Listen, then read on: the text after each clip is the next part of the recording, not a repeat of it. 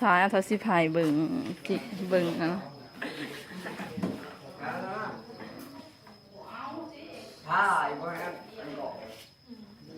เซ็งหมดสุดท้ายเนาะเฮียนมีสำนี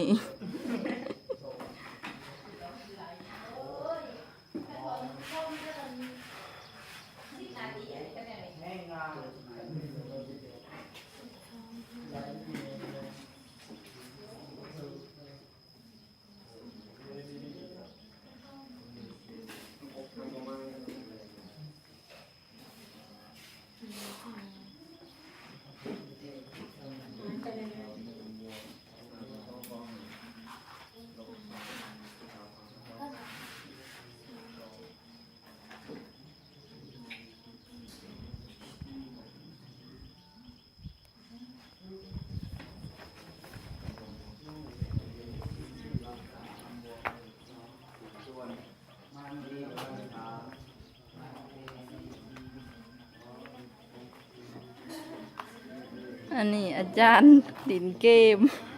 ต้นนี้ก็บาเกมแห้ง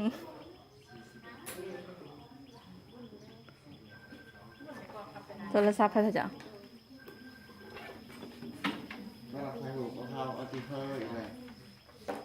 เสียงวิชาคณิตศาสตร์หมดสุดท้ายนักเรียนในห้องมีสำนีและ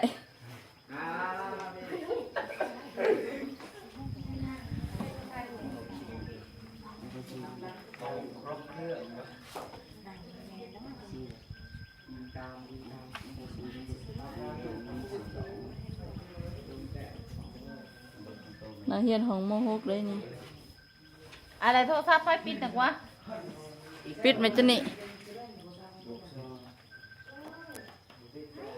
เป็นนักเรียนของม.7มีอยู่3 คน